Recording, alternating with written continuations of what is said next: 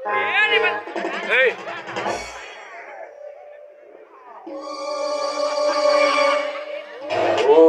ಅಗಸ್ತ್ಯ ನಕ್ಷತ್ರ, ಕಡಲ ಕುಡಿದಿಟ್ಟ ದಿವ್ಯಾತ್ಮ ನೀನು. ಗಾತ್ರದಲ್ಲಿ ಸೂರ್ಯನನ್ನು ಎಷ್ಟು ಪಾಲು ಮಿಕ್ಕಿರುವೆ ಎಂಬುದು ಗೊತ್ತಾಗದು ಈ ಮಡಿಲ ಮಣ್ಣಿನ ಮಕ್ಕಳಿಗೆ.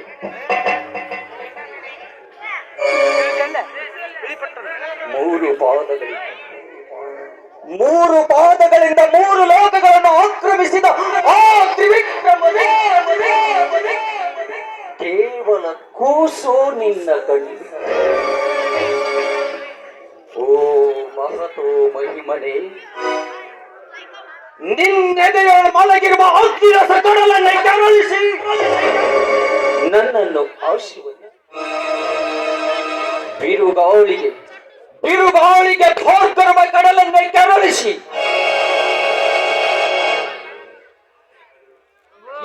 ಎದೆಯೊಳ ಗುರುಳಿಸು.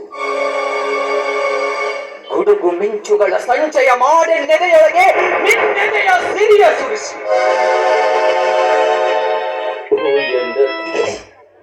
ಓ ಎನ್ನ ತಂದೆ ಗುರುದೇವ ದ್ರೋಣಾಚಾರ್ಯರೇ,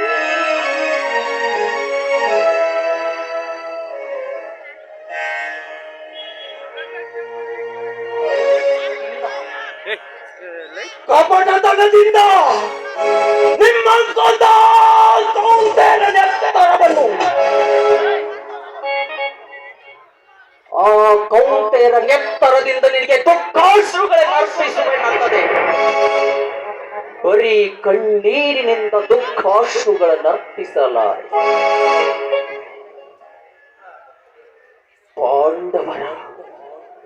ಪಾಂಡವರ ರಕ್ತ ಮಾಂಸಮಜ್ಜಾದಿಗಳಿಂದ ನಿನಗೆ ಪಿಂಡ ಪ್ರಧಾನ ಮಾಡುವೆ. ಬರೀ ಪಿಂಡ ಪ್ರಧಾನ ಮಾಡಲಾರೆ. ಕೆಂಪನು ಕರಿಪ ನರಮೇಧ ಯಜ್ಞ ರಂಗದಲ್ಲಿ ಪಾಂಡವರ ಮೆದುಳಿನ ಮಲ್ಲಿಗೆಯ ಹಾರವನ್ನು ಗೌರವೇಶನ ಕೊರಳಿಗೆ ಹೋಗುವೆ. ನನ್ನ ತಂದೆಯ ಜೈ ಜೈ ಈ ಮಾತಿಗೆ ಸಾಕ್ಷಿಯಾಗಿರಲಿ ದಕ್ಷಿಣ ದಿಕ್ಕಿನಲ್ಲಿ ಮೂಡಿದ ಅಗಸ್ತ್ಯ ನಕ್ಷತ್ರ. ಮಂಗಳ ಮತ್ತು ಗುರುಪುತ್ರ ಅಶ್ವತ್ಥಾಮರಿಗೆ. ನೀನಾರಮ್ಮ? ಅರಮನೆಯ ದಾಸಿ ನಾನು. ನನ್ನನ್ನು ಕಂಡ ಕಾರಣ? ಸಾಮ್ರಾಜ್ಞಿಯ ಭಾನುಮತಿಯ ವಿನಂತಿ ತಮ್ಮ ಬಳಿ. ಏನೆಂದು? ನಡು ರಾತ್ರಿ ಸರಿಯಾಗಿ ಸಾಮ್ರಾಜ್ಞಿಯನ್ನು ತಾವು ಕಾಣಬೇಕು ಎಂದು. ಅಂತಹುದೇನಮ್ಮ? ಅದೇನೋ ನನಗೆ ತಿಳಿಯದು. ಕರುಣಿಸಿ ಮತ್ತೊಮ್ಮೆ ಬರಬೇಕೆಂದು ನಿಮ್ಮಲ್ಲಿ ಕೇಳಿಕೊಳ್ಳುತ್ತೇನೆ. ಕರುಣೆಯ ಮೂರ್ತಿಗಳಾದ ಕೌರವೇಶನ ಅರಸಿಯನ್ನು ಕಾಣಲಿಕ್ಕೆ. ಚಿಂತಿಸದಿರೆಂದು ಅಕ್ಕನಿಗೆ ಹೇಳಮ್ಮ. ಅಕ್ಕನಿಚ್ಛೆಯಂತೆ ನಡುರಾತ್ರಿಗೆ ಬರುವೆನೆಂದು ತಿಳಿಸು. ನಾ ಬರುವೆ. ಬರುವವಳ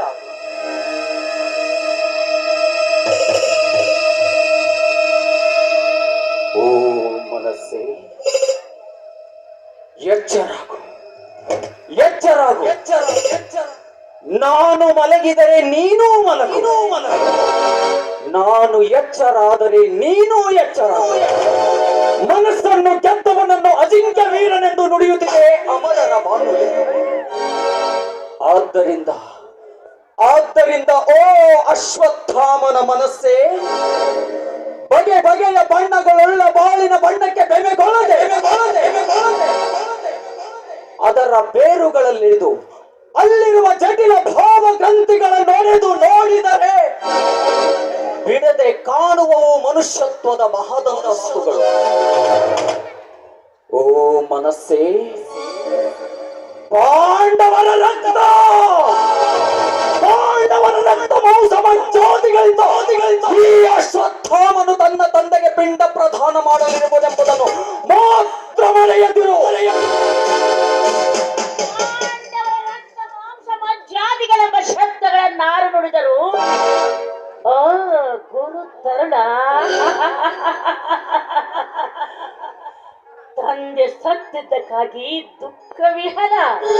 ಗುರುಪುತ್ರ, ಈಗ ಮನುಷ್ಯತ್ವವನ್ನು ಮಣ್ಣುಗೂಡಿಸಿಕೊಂಡ ಮಾನವರಲ್ಲಿ ಉಳಿದಿರುವುದು ಅತ್ಯುಗ್ರವಾದ ದ್ವೇಷ ಭಾವನೆ ಒಂದೇ ಅಲ್ಲವೇ? ಇದೇ ತರದುದ್ಗಾರ